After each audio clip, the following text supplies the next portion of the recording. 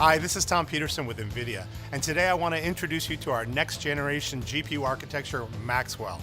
It comes in two variations, GTX 980 and GTX 970, both of which use the power of architecture to give you the best perf per watt possible.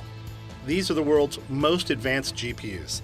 The GTX 980 delivers 2x performance over the GTX 680, and in fact, it's the fastest GPU we've ever created. The 970 is no slouch in its own right, with best-in-class performance stacked with cutting-edge features. Of course, since these GPUs are based on the new Maxwell architecture, they deliver performance in an incredible 165 watts, which means your PC will be whisper quiet as it crushes through the latest games. And we're delivering better gameplay experiences using cool new technologies. Multi-frame anti-aliasing, or MFAA, is one example where we can deliver high-quality AA at much higher performance.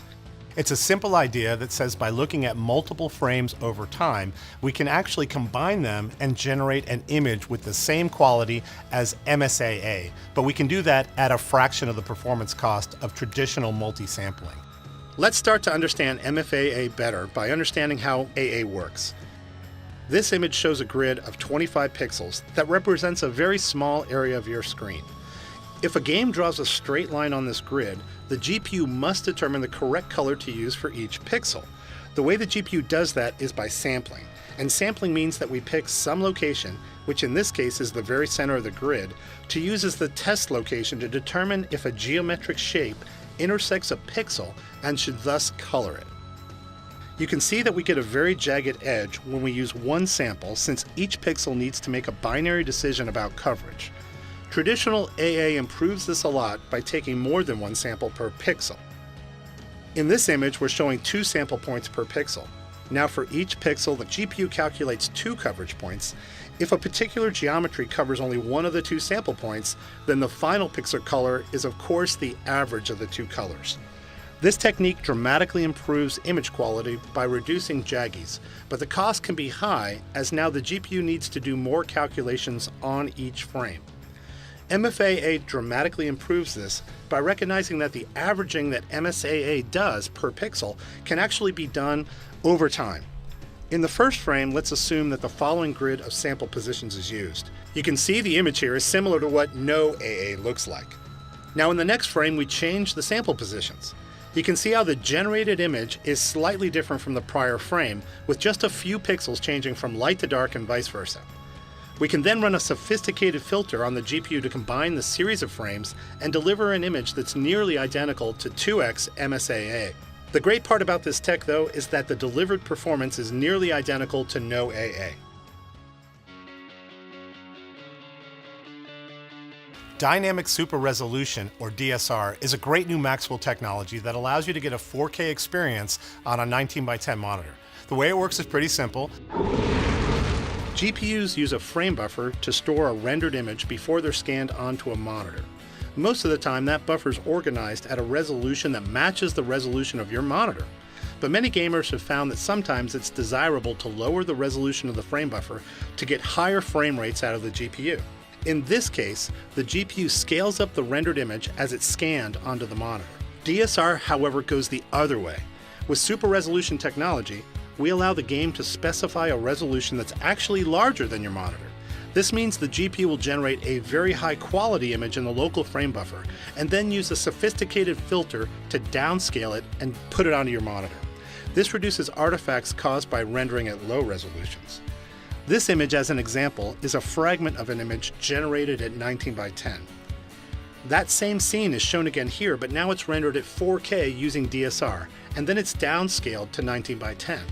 The image we're showing is exactly as it would appear on your monitor, and comparing the two, you can see the improved texture and edge quality.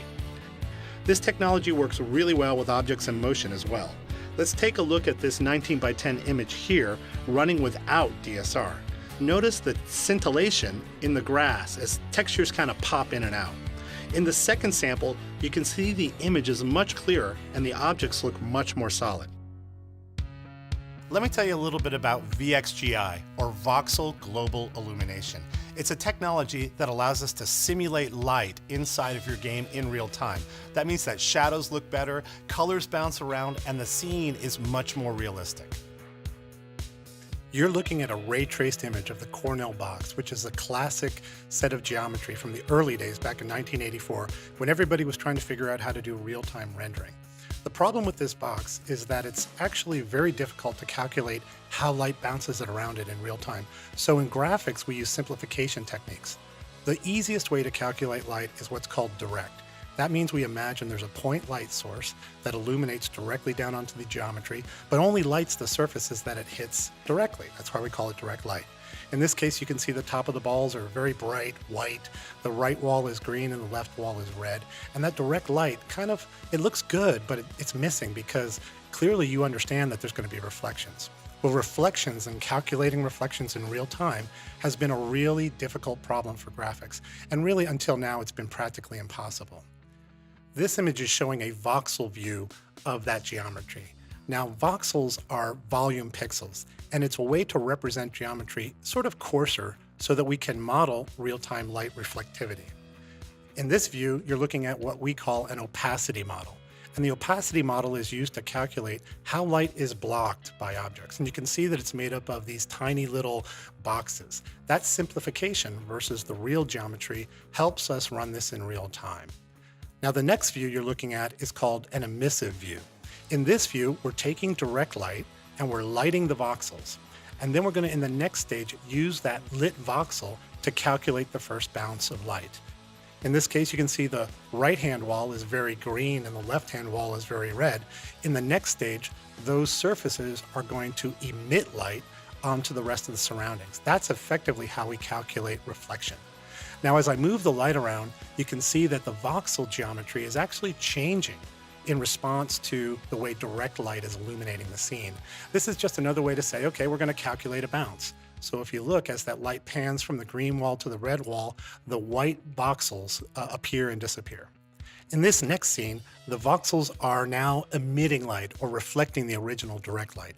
You can see the ball on the left-hand side has this sort of reddish glow to it. That's there because, remember, the left wall is emitting red light. And on the right-hand side, you can see there's kind of a green pale to the right-hand ball. And that, again, is coming from the right-hand wall, which is emitting green light. What's interesting, though, is you can also see both walls are now kind of the opposite color that they were originally because, of course, each wall is gently lighting the other side. This gives you a real sense of how reflected light would work in the real world, and now we're able to do that in real time. And now let's take all those different forms of light and combine them together to get a final image. In this scene, you're looking at the direct light coming from the top, and it's hitting the walls, and we're adding in that light that we calculated using VXGI. That light gives us the specular highlights. It gives us very beautiful ambient occlusion. The balls look like they're on the ground. What's really extra cool is that you can see the reflection of one ball in the other ball. If you look closely at the ball in the back, you can see this interesting silver shape, which is actually the ball in the front. VXGI is a revolutionary new dynamic lighting technology being delivered with Maxwell GPUs. It's going to change the way games look forever, and we're all going to be the better for it. The advancements extend beyond the new technologies to new ways to play. Maxwell offers the best solution for 4K gaming, with the horsepower to hit the frame rates you gotta have, and 4K surround using SLI, and even 4K shadow play. You can now take your PC gaming on the road with GameStream and our Shield family. And of course, GTX 980 is ready for the next generation of games with full support for DX12 and virtual reality. With new technologies like MFAA, DSR, and VXGI, they are simply the best choice for serious gamers.